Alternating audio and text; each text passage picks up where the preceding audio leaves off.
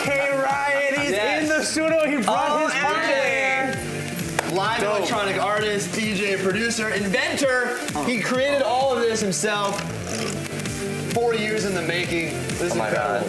All right, NK, let's stand you up so that we can do a proper introduction, the zoo style. See who's the man behind This is one of the hottest acts right now in EDM. LA native, right? Yes. All right, so it's NK Riot. 3, 2, 1. Wow! There you go. Sit down, my friend. Let's talk about what's going on here. First of all, So much going on. you've had a big year, man. You've really exploded onto the scene. Look, I'm a big fan of some of the things that influenced you. Obviously, you know, we have Kraftwerk, we have, wait a minute, Daft Punk, of course, goddamn. What else? What else do you think is going on here? This is something, I mean, just please explain, like, we're speechless. I know, we're a little speechless. No, you know what it is? When me and Bruno go out to like listen to music, we're not talking. So when we hear like the beats, like it's like the words go out, and it's all about like, no, we'll communicate like this, like, you know. Talk to us. What's going on here? So basically, right here is a live rig that I put together about 4.5 years ago. It all started and inspired by the fact of the matter. I didn't want to play in a band anymore. Like You didn't want to what? play in a band anymore. Oh. Like all my bands kept on breaking up, and I was just like, you know, I'm just gonna go solo. But I had no idea about like electronic music, so I just started with a piece of hardware. I'm like, I don't like the sounds in there, so I hacked into it and I re-sound designed and started messing with it to get the sounds that I want.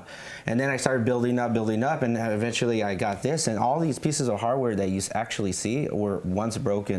And I just, I bought one of these like broken and shredded up on Craigslist for like $20, and it cost me like $8 to fix it. And then I started hacking into it. So yeah, it was all repurposed instruments that I hacked in and resound designed from scratch. Wait, you mentioned that you grab stuff from like the trash, is it? So Yeah. But like, do you literally go garbage picking into like studios, like garbage bins to find stuff? How does that work?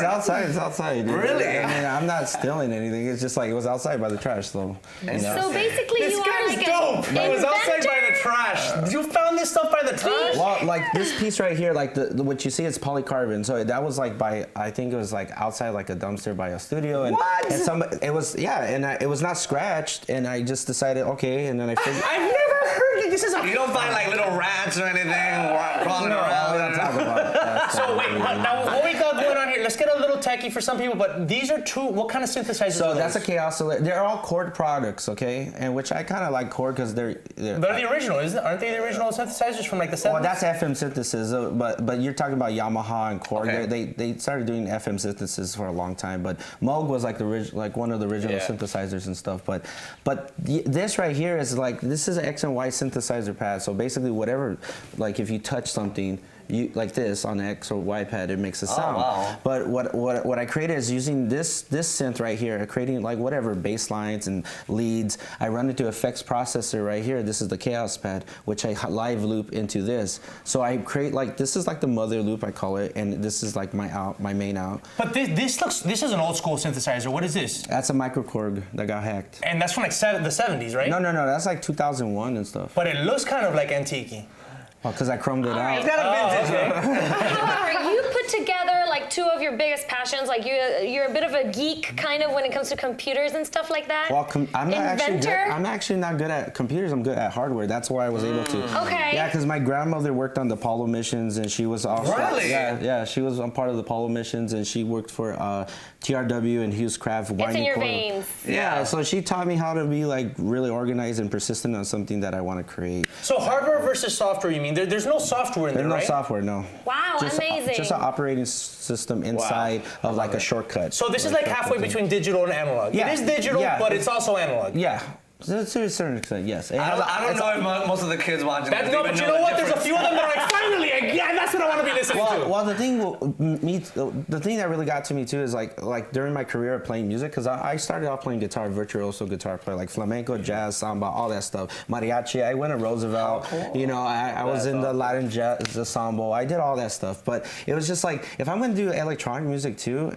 Like, I don't want to be a DJ, you know what I mean? Right. I want to, like, and if somebody's going to pay $200 to go see me, which I'm hoping that will come you know, I'm going to give them a show. You know? I'm going to give them a show. On your terms. Where can we find you? Where do you give shows? How do we can find your music? say? I have for a bunch people of that wanna shows listen? coming up. I just Okay. got back from New York and San Francisco because I was part of this LinkedIn campaign. There's actually How did that feel, by the way? Yeah, it was great. It was nice because it brought perspective into a corporate company, especially the fact that I come from like a low-income community, and then explain to them where I come from and about gentrification and That's where I'm amazing. trying to stop that. Right. And it's nice that they actually recognize that. And Did you cry? Did you like wet your pants when you saw that 10-story, ad with yourself from LinkedIn? How did that feel? Actually, my manager Marisha we were going down Sunset and we're looking for this because they gave us the address and we didn't know what kind of billboard we were looking Right. for. I'm looking for like a small billboard, and basically what happened is she started screaming and she was like, "There's your head! It's Oh my right there!" God. So it was crazy. All right, well, listen, You're unfortunately, super we're running out of time. talented. We need to have you come back, but let's put on the helmet, let's play some music, and play us out, my friend. Yes. NK Riot! Yeah. NK Riot for everyone. All right, you guys dance at home, party with us. And folks, we also want to thank the rest of our guests today, Justina Machado, Valentina Garza. Remember to follow us online at The Zoo on LATV. Keep on dancing with us.